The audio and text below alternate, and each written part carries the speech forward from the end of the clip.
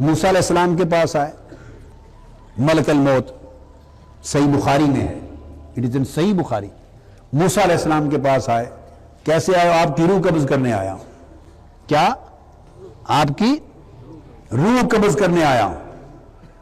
مسلم شریف میں بھی ہے، یعنی یہ متفق علیہ، اور ایک تو متفق علیہ بھی ہے اور کئی مقامات پہ مختلف روایتوں میں ہے۔ جلالی تھے، اچھا روح قبض کرنے آئے ہو؟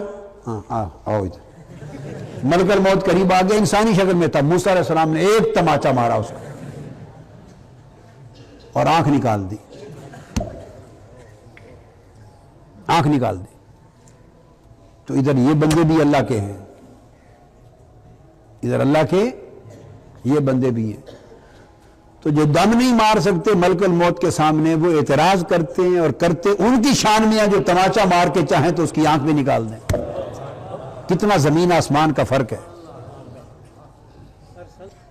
تو نکال دی آنکھ۔ اب قرآن، یہ حدیث بخاری مسلم کی متفق علیہ حدیث، تو چونکہ بشری شکل میں تھے، انسانی شکل میں، تو یہاں سے بیٹے یہ بھی پتہ چلا، بعض لوگ یہ خیال کرتے ہیں کہ آقا علیہ السلام کی اگر آپ نورانیت پہ یقین اور ایمان رکھتے ہیں کہ حضور علیہ السلام کی نور ہونے پر، ہمارا عقیدہ حضور کی بشریت کا اور نورانیت کا دونوں کا اکٹھا ہے۔ کیا ہے؟ انبیاء کی بشریت بھی حق ہے، کیا؟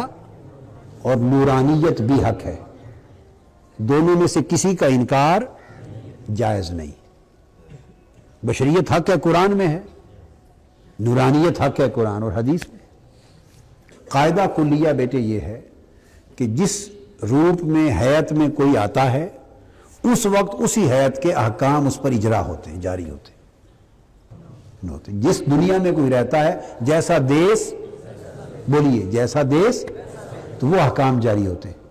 اب کوئی پوچھے کہ اس کی دلیل، وہ دلیل میں نے بخاری مسلم کی حدیث کوٹ کر دی کہ ملک الموت کے نور ہونے میں تو کسی کو شک نہیں ہے، فرشتہ ہے اسرائیل، ملک الموت، وہ تو نور ہے نا۔ اب بخاری مسلم میں حدیث صحیح ہے کہ ان کی آنکھ نکال دی اور ہاتھ پر اپنی آنکھ رکھ کے اللہ کی بارگاہ میں چلے گئے۔ اب وہ چینج نہیں کر سکے چونکہ اس حیات میں تھے جس میں آنکھ نکالی گئی، اب اسی حیات کے ساتھ واپس گئے۔ آپ بات کو سمجھ گئے نا؟ تو احکام جاری ہوئے کہ نہیں؟ تو اگر ان کی آنکھ نکل جانے سے اسرائیل علیہ السلام کے نور ہونے میں کوئی فرق پڑا؟ جی، بشری حکم کے جاری ہونے سے ان کی نورانیت میں فرق نہیں پڑا۔ اس طرح جو بشر بھی ہیں، نور بھی ہیں، ان پر بشری احکام کے جاری ہونے سے ان کی نورانیت میں فرق نہیں پڑتا۔ سمجھ گئے نا بات؟ اللہ کی بارگاہ میں گئے تو اسرائیل، اور حدیث پاک کے لفظ ہیں آگے، آقا علیہ السلام نے فرمایا، جا کے عرض کیا اللہ پاک کی بارگاہ میں، ارسلتنی الی عبد لا یرید الموت، باری تعالیٰ آپ نے مجھے ایسے بندے کی طرف بھیج دیا جو مرنا چاہتا ہی نہیں۔ یہ لفظ، اتنی بیٹے طاقت ہوتی ہے اللہ کے محبوبوں کے پاس۔ اور حضرت اسرائیل کے لفظ ہیں لا یرید الموت، جو مرنے کا ارادہ ہی نہیں رکھتا، جو مرنا چاہتا ہی نہیں۔ اس کا مطلب یہ ہے کہ گویا مرنا یا نہ مرنا اس بندے کی ارادے میں شامل ہے، چاہے تو مرے، چاہے تو آنکھ نکال کے واپس بھیج دے۔ اور پھر جو ان کی روح قبض ہوتی ہے تو وہ ان کی مرضی کے ساتھ روح قبض ہوتی ہے۔ بیسک بات تو یہ، اب لا یرید الموت، مرنا چاہتا ہی نہیں، تو یہ ارادہ جو منسوب کیا مرنا نہ مرنا ہے بندے کے اختیار میں، بندے کے اختیار میں ہے، مرنا چاہتا ہوں یا میں مرنا نہیں چاہتا۔ مگر یہاں حضور علیہ السلام نے بیان کی ہے نا یہ حدیث، جب بخاری مسلم میں آئی تو کس نے بیان کی؟ آقا علیہ السلام نے بیان کی۔ چلو اگر ملک الموت سے غلطی ہو گئی تھی اس لفظ کے استعمال کرنے میں کہ آپ کا بندہ مرنا چاہتا ہی نہیں، اگر غلطی سے یہ کہہ بیٹھے تھے کہ صیغہ فعل کا آگے پیچھے کر بیٹھے تھے تو حضور علیہ السلام اس کو بیان کرتے ہوئے ذرا کریکٹ فرما دیتے۔ میری بات آپ سمجھیں؟ تو ملک الموت نے کہا تھا تو سب سے پہلے تو اللہ تعالیٰ ہی فرما دیتا اللہ حول ولا، یہ کیا ہے؟ ملک الموت پہلے تو توبہ کر، مرنا چاہتا ہے، بندے کی مجال ہے کہ مرنا چاہتا ہے، یعنی پہلے تو جملہ درست کر، بندے کی کیا مجال کہ وہ مرنا نہیں چاہتا؟ تو اللہ نے بھی سن لیا، اب بات امینڈمنٹ جاری نہیں کی۔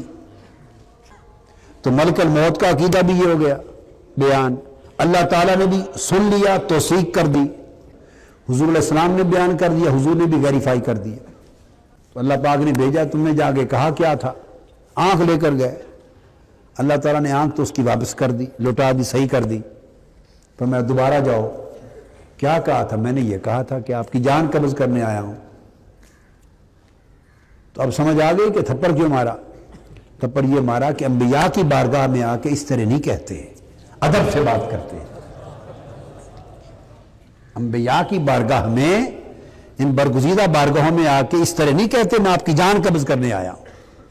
اس لیے تھپڑ مارا کہ جملہ سکھا دیا، چونکہ اور پہلے بھی تو یہ اسرائیل پہلے نبیوں کے پاس بھی تو آتے تھے، موسیٰ علیہ السلام پہلے نبی آئے تھے، آدم علیہ السلام سے آنے لگے ہیں روح قبض کرنے، اور موسیٰ علیہ السلام کے زمانے تک 1,60,000-70,000 انبیاء کرام کے بھی مقدس جانیں قبض کر چکے تھے۔ تو پہلے بھی بڑے بڑے جلالی ہوئے، کسی نے تھپڑ نہیں مارا۔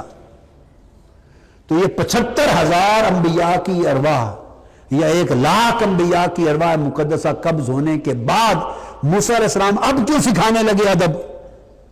کیوں؟ اب کیوں سکھانے لگے؟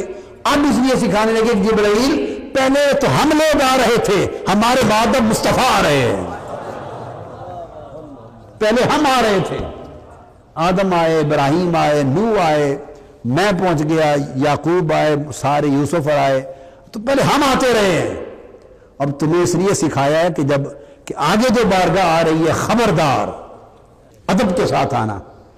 تو واپس آ کے پھر پوچھا، اب اس طرح پوچھو انبیاء سے، اور پھر ملک الموت انبیاء کی اور آقا علیہ السلام سے بھی اس طرح پوچھتا۔ دوبارہ آ کے یوں پوچھا کہ اللہ پاک نے بھیجا ہے آپ کو اپنے ہاں بلانے کے لیے، تو کیا آپ یہاں رہنا چاہتے ہیں یا تشریف لے جانا چاہتے ہیں؟ اس طرح پوچھو۔ اب آپ سمجھ آئی؟ اب یہ شرک بن گیا کہ توحید بن گئی؟ اب یہ توحید ہے۔ تو ادب یہاں تک جا پہنچایا۔ پوچھا اچھا اگر میں رہنا چاہوں تو کتنا پہ آپ ایسا کریں، اتنے سال رہ جائیں گے، اتنے سال، 1000 سال اتنے بن جائیں گے، یوں کر لیں۔ اچھا پھر اس کے بعد پھر اللہ کے حضور پھر بلاوا آئے گا۔ اچھا تو فرمایا بے بعد میں بھی جانا ہے، یہ سارا سبق سکھایا جا رہا تھا، تو کوئی بات نہیں، ابھی چلتے ہیں، لو اجازت دیتا ہوں، قبض کر لو۔ تب قبض ہوئی۔ اور صحیح بخاری میں حدیث ہے، حضور صلی اللہ علیہ وسلم نے فرمایا کہ اللہ پاک ہر نبی کو وفات سے پہلے اختیار دیتا ہے، یہ بخاری شریف میں حدیث ہے، اختیار دیتا ہے، چاہے تو رہے چاہے تو اللہ کی بارگاہ میں جائے۔ سو مجھے بھی اب اختیار دیا گیا ہے، اور اس پر فرمایا میں نے عرض کی الرفیق الاعلی، میں اپنے اعلیٰ دوست کے پاس جانا چاہتا ہوں۔